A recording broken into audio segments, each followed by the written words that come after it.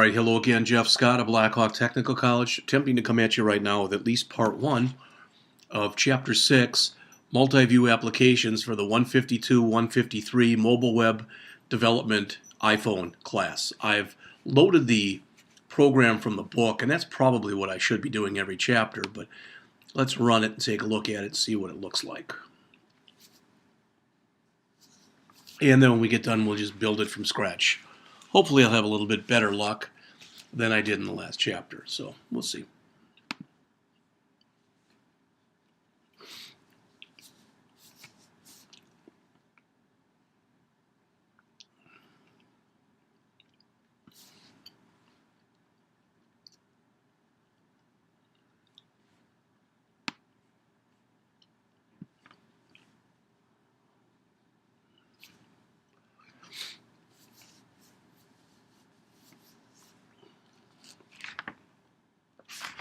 So again, this is the one app that's in the chapter that we are going to attempt to build.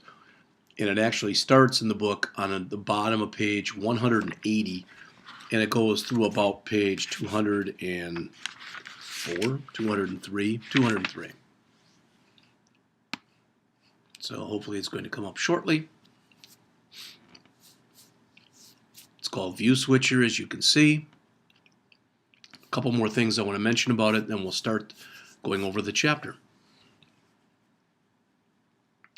All right, notice we've got a view that's blue in color. That's this one here. When you click Press Me, blue button pressed, you press the button on the blue view. Yep, I did. You click it. Okay. Notice also you can switch views. Okay, now I've gone to the yellow view that says Press Me To. Yellow view button pressed. You press the view button. Yep, I did. And I can switch back and forth between the two views. Just a couple more things to notice before I close this. First, you'll notice it looks like we don't have a file called viewcontroller.swift. We do, but we renamed it. We'll go through this process of that. And we'll also add 2 more view controller files in here. And that's what the chapter, again, is all about. So let me close this. So I'm going to close the project, close the simulator.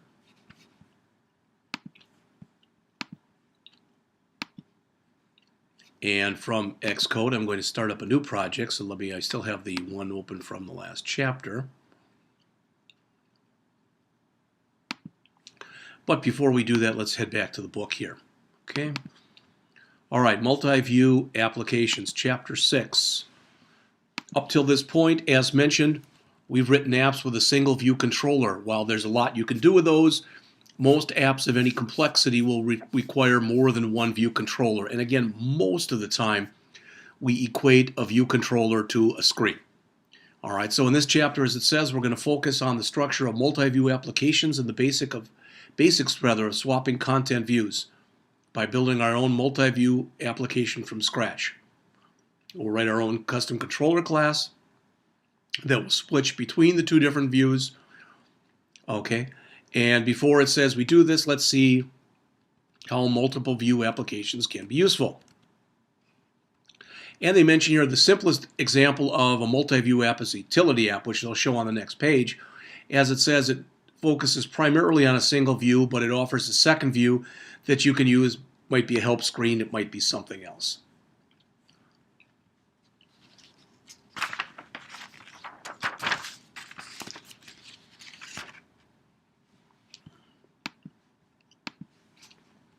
As mentioned on the bottom of page 176, there's also several tab bar applications that switch with an iPhone, including the iPhone or the phone application itself, which is Figure 6.2, and the clock application. A tab bar is also a multi-view app. Displays a row of buttons called the tab bar at the bottom of the screen. Tapping one of these buttons causes a new view controller to become active and something else to be shown.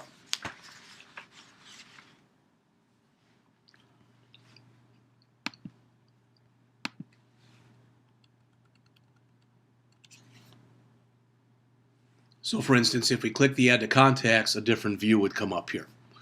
All right, yet another kind of multi-view iPhone app is shown underneath this picture here on the bottom of page 177 is a navigation-based app. As mentioned, it features a navigation controller that uses a navigation bar, sometimes called a nav bar, to control a hierarchical series of views. The settings, as it says, application is a good example. In settings, the first view you see is a series of rows, each of which correspond to a cluster of settings or a specific application. When you touch one of the rows, it takes you to a new view where you can do some customization. For example, if you select the sounds preference, you'll be presented with a view with a list of sound-related options. At the top of it is a navigation bar with a left arrow named Settings. All right, and this is shown on the next page in Figure 6.3. A navigation-based app, as mentioned on the bottom of this page, is useful, or especially useful, when you want to present a hierarchy of views. So my guess is everyone in here has seen one of these. All right, whether you're in the, regardless of what class you're in. And I believe last semester, when we had the intro to Android and the intro to iPhone, one of the things that we looked at was that simple address view app, and I know we'll look at that again in the Android class, but that's another example of it. Here, as it says, if you go and you click sounds, okay, or maybe they already did, and if you click on any one of these, it will make sure that that's an active sound also, and you can store. So there's a bunch of stuff that you can do. As mentioned on the bottom of the page here, on the iPad, most navigation-based apps are implemented into a split view. And we'll get into that in Chapter 11. Because views themselves are hierarchical in nature, it's possible even to combine different mechanisms for swapping views within a single app. For example, the iPhone's music app uses a tab bar to switch between different methods of organizing a music, and a nav bar and its associated navigation bar to allow you to browse your music based on that selection. In Figure 6.4 on the next page, the tab bar is at the bottom of the screen and the nav bar is at the top.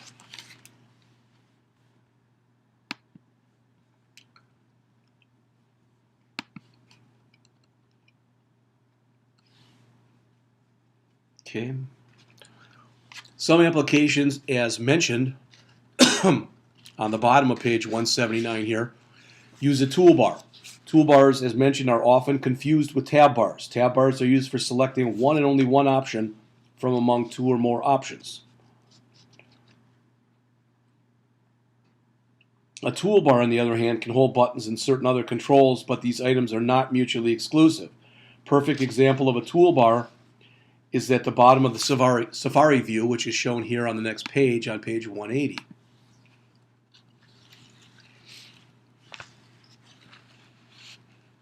If you compare the toolbar at the bottom of the Safari view with the tab bar at the top of an iPhone, of the phone or music app, you'll find the two are pretty easy to tell apart. Tab bars have multiple segments, exactly one of which is highlighted with a tint color. Of course, that would be the selected one. But a toolbar, normally every button is enabled.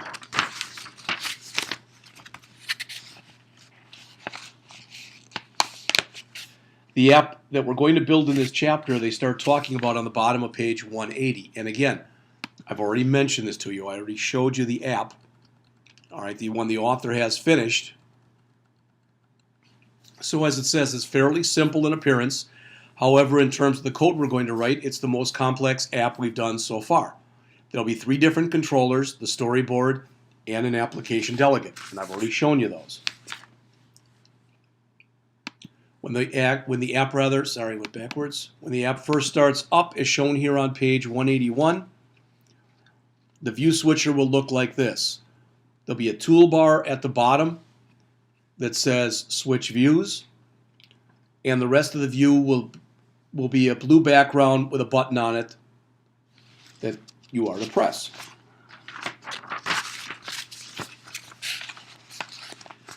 If you click the Switch Views button down here, again, what comes up then is the yellow controller. In other words, the screen turns yellow, the background, and the button's title changes. If either the Press Me or the Press Me To button is pressed, an alert pops up indicating which Views button was pressed. as shown on the top of page 183, right there.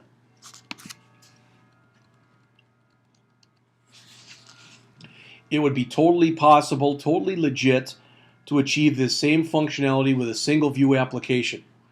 But as the author says, they're doing it this way to at least introduce you to a multi-view app. There's actually 3 view controllers interacting in this app. One that controls the blue view, one that controls the yellow view, and a special third one that swaps the other 2 in and out when the switch views button that's down here is pressed. All right. So, as mentioned then, on the bottom of page 183, it says before we start building the app, which we're going to do shortly, let's talk about the way iPhone multi-view applications are put together. Most multi-view apps use the same pattern. As mentioned here on the bottom of page 183 and going on to the next page, the storyboard is a key player since it contains all the views and view controllers for the app. We're going to create a storyboard with an instance of a controller class responsible for managing which view is currently being shown to the user. We'll call this the root controller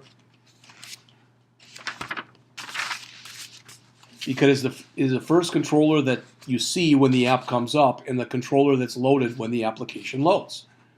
The root controller can be an instance of UI navigation controller or UI tab bar controller, but it also can be a special or custom subclass of UI view controller. In a multi-view app, the job of the root controller is to take 2 or more other views and present them when appropriate based on user input. For example, a tab bar controller could be used to swap in different views and different view controllers based on which tab bar item was last tapped. A navigation controller would do the same thing as you drill down, up and down through your hierarchical data. Okay? As mentioned here on page 184,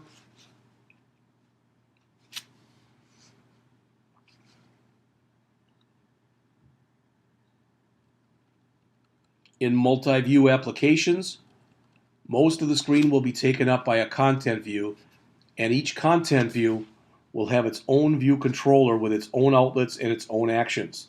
In a tab bar app, for example, taps on the tab bar will go to the tab bar controller, but taps elsewhere on the screen will go to a controller that corresponds with whatever you want to do with that. So, the anatomy of a content view, as shown here on the bottom half of page 184. In a multi-view app, each view controller controls a content view, and these content views are where the bulk of the user interface is built. Together, each of these pairings is called a scene. So a scene consists of a view controller and a content view. This content view may be an instance of UI view or one of its subclasses. Although you can create your interface in code rather than using Interface Builder, few people choose to do that. It's more time consuming, it's more bulky and clumsy, and it's more of a maintenance nightmare. In this project, we'll be creating a new controller class for each content view. Our root controller controls a content view that consists of a toolbar that occupies the bottom of the screen. The root controller will automatically load the blue controller in and place the blue content view as a subview to the root view controller. When the root controller switch view button, that is the button on the toolbar, is pressed, the root controller will swap out the blue controller and swap in the yellow controller. Okay? So, even though this is a multi-view app, as we come in and start it, which is what we're going to do now, so let me take this and minimize it. So we're going to create a new Xcode project, but they do want us to make it a single view. Even you'll see that we're going to do more stuff in just a few minutes. So as it says, we want to enter view switcher for the name.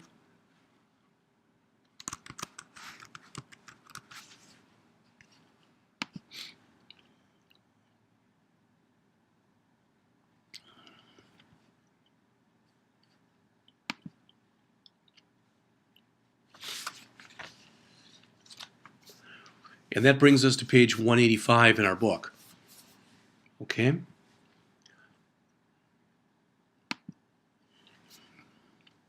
So, as mentioned on the top of that page, as you've already seen, the single view application template supplies an application delegate, a view controller, and a storyboard.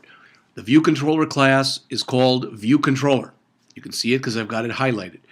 In this app, we're going to be dealing with 3 view controllers, but most of the logic will be in our main view controller, whose task it is to display so that we can go from one view to the other. To make the role of the main view controller clear, or more clear, we're going to give it a better name. In this case, switching view controller. There are several places in the project where a better name, or where this name is referenced. To change its name, we would need to update all those places. Xcode has a feature called refactoring, but I'm still not sure because I didn't check to see whether or not it's supported for Swift projects. So it says instead we're going to delete the controller that the template created for us and add a new one. Start by selecting viewcontroller.swift right there. All right. And I'm just going to hit the delete button. And it says, do you want to move the file to the trash or only remove a reference to it?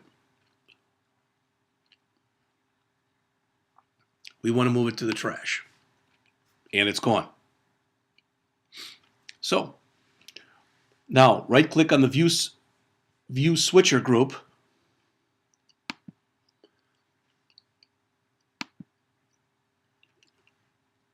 And we want new file. Whoops.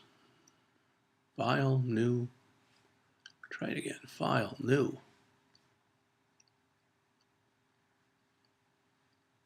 File. In the template chooser that comes up,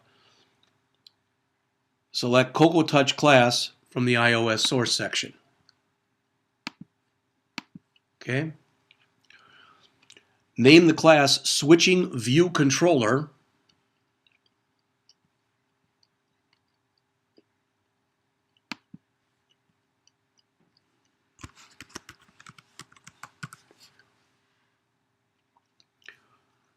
And make it a subclass of View Controller, which I believe that already is there.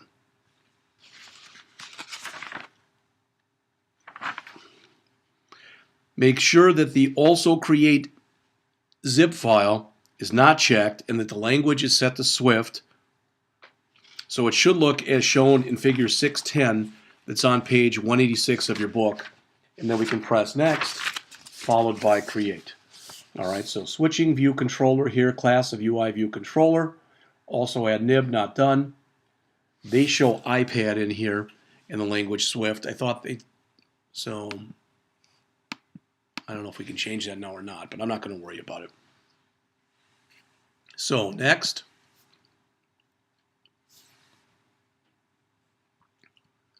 And create, and it should be in here when we get done. And it wasn't put where I wanted it to be. So I'm going to take it, see if I can move it literally right there. That's where I want it to be. Okay? All right. Now that we have our new view controller, we need to add it to the storyboard. Select main storyboard.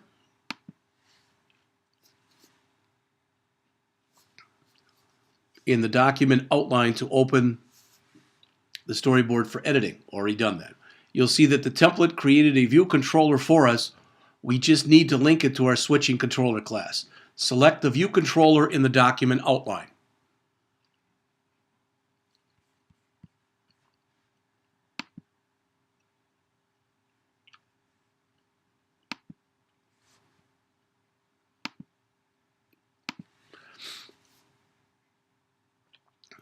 Open the Identity Inspector.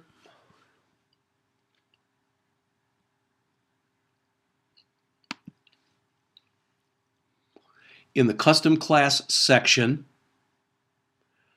change the class from UI View Controller to Switching View Controller. So right here.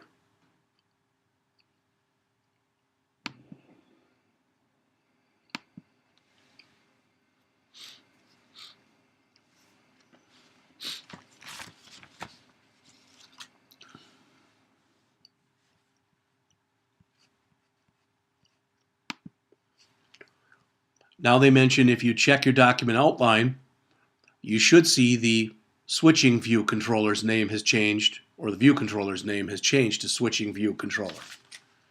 And you can see that it has.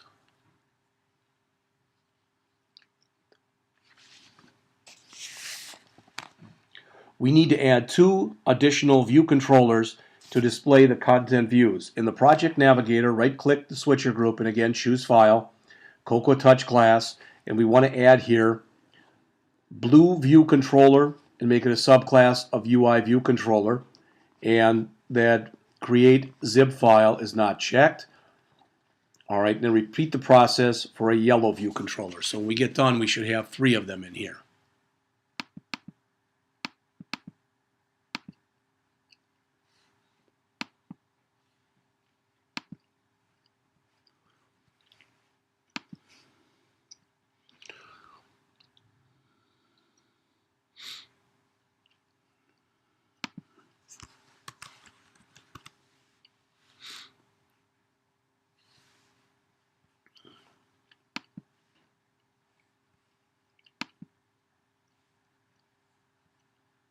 There's our blue view controller.swift. I'm not sure why it's creating them down here instead of where I want them, but let's do the other one.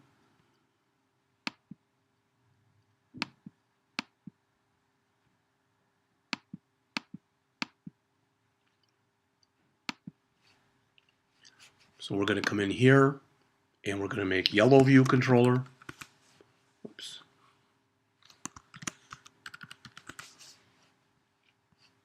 Next.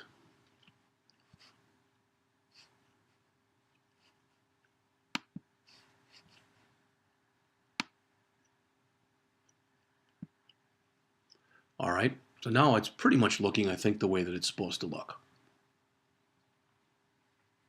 Okay, so as mentioned here, I'm on the middle of page 187. Modifying switching view controller.swift. The switching view controller class will need an action method that will toggle between the blue and the yellow views. We won't create any outlets, but we will need 2 properties, one for each of the view controllers that we'll be swapping in and out. They don't need to be outlets because we're going to create them in code rather than using the storyboard. Add the following property declarations to switching view controller.swift. Don't want that, just wanted a single click.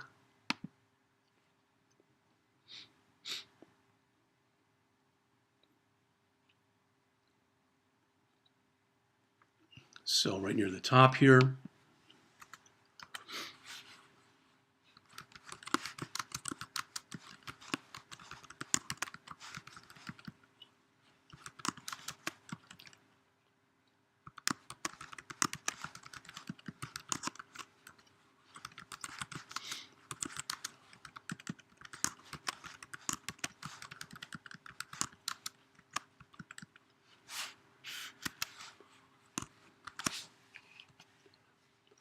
all right, add the following action method at the bottom of the class.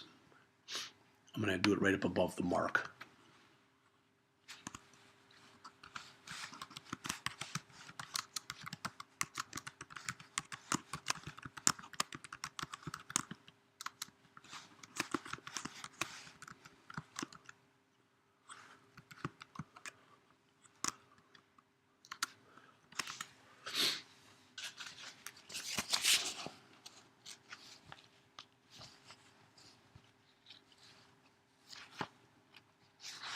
In the past, we've always added action methods directly within Interface Builder, but here you'll see that you can work the other way as well, since Interface Builder can see what outlets and actions are already defined in our source code.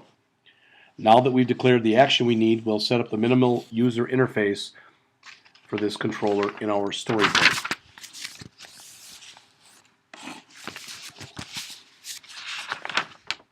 I'm going to do this next section, and then I'm going to take myself a break. So, we now need to set up the view for the switching view controller. As a reminder, this view controller will be our root view controller, the one that's in play when the app is launched. Switching view controller's content view will consist of a toolbar that occupies the bottom of the screen. its job is to switch between the blue view and the yellow view.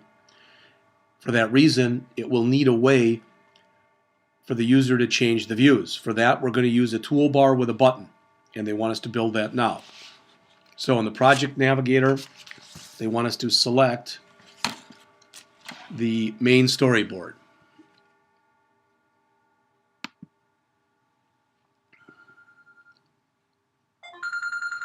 Okay, now I get the phone. That'll be it for a while, I guess.